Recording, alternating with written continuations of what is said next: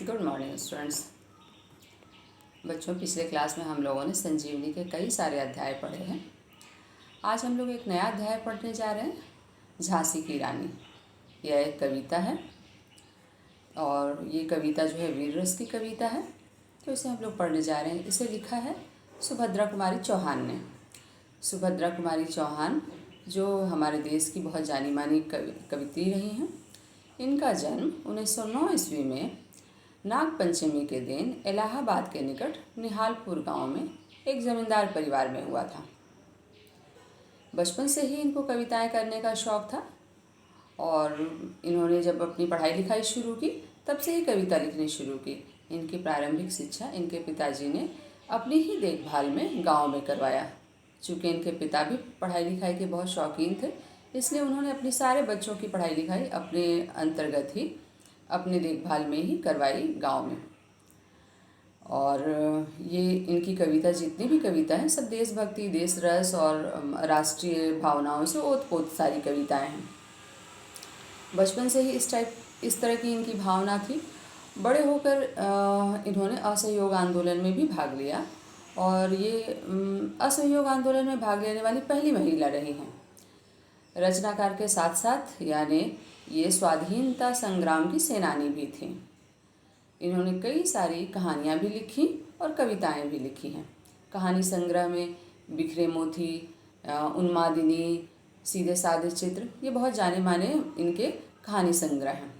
और कविता संग्रह में भी इसी तरह बहुत सारी कविताएं हैं जो जानी मानी कविताएं हैं, जैसे मुकुल, त्रिधारा, कदम का पेड़, झांसी की रानी, प्रतीक्षा।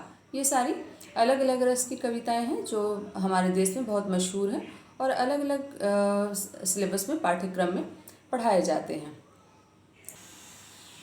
आज जो हम कविता पढ़ने जा रहे हैं, झांसी की रानी, ये वीर रस की कविता है। इस कविता में कवित्री ने महारानी लक्ष्मीबाई की बचपन से लेकर उनके देहांत तक होने वाली सारी बातों को अपनी कविता में पिरोया है।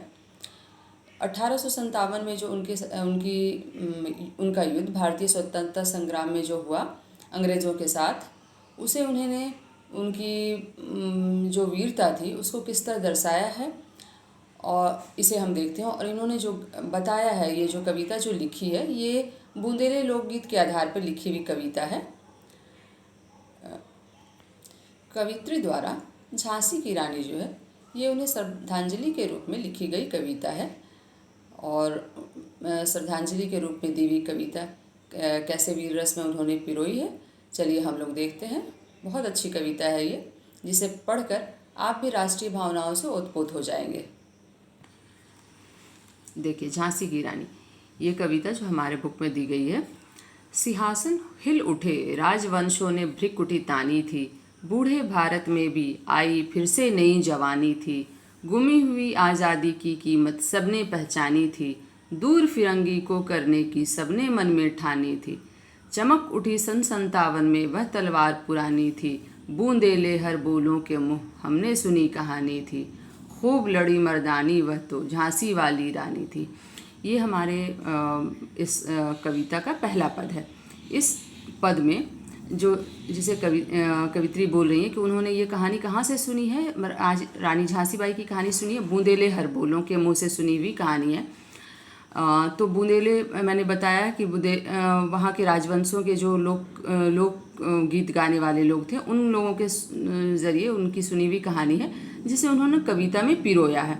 तो इस प्रथम पद में लेखिका ने झांसी की रानी के साहस और बलिदान का वर्णन करते हुए कहा है कि किस तरह उन्होंने गुलाम भारत को आज़ाद कराने के लिए हर भारतीय के मन में चिंगारी लगा दी थी। रानी लक्ष्मीबाई के साहस से हर भारतीय के दिल में जोश भर उठा और सबके मन में अंग्रेज़ों को दूर भगाने की भावना पैदा हो गई। 1857 में वह जो तलवार उन्होंने उठाई थी अंग्रेज़ों के खिलाफ जंग करने के लिए, उससे सभी ने अपनी आज़ादी की कीमत पहचान ली। और ये पहला पद जो है, इसका अर्थ जो है यही है कि उन्होंने जो गुमी हुई आज़ादी, जो आज़ादी खो गई है, उसकी कीमत कैसे पहचानी, तलवार उठाकर पहचानी। सबों ने कैसे अपने मन में ठान लिया, कैसे जोश पैदा कर दिया जब महारानी लक्ष्मीबाई ने जंग की शुरुआत कर दी। ये पहले पद का अर्थ है। पहला पद आज हम लोगों ने पढ़ा है और जाना है। कवि परिचय भी पढ़ लिया और पहला पद भी पढ़ लिया। इसके बाद जो इसके पद हैं, कविता के जो पद हैं, वे मैं दूसरे दिन आपको डिस्कस करती हूँ। आप लोग इस कविता को अच्छी तरह पढ़िए। आपको खुद ये कविता पढ़ के, बहुत जोशीली कविता है, वीर रस से भरी कविता है, आप सबों को अच्छी लगेगी। और कविता का अर्थ भी आप लोगों को आशा करती हूँ कि समझ में आएगा।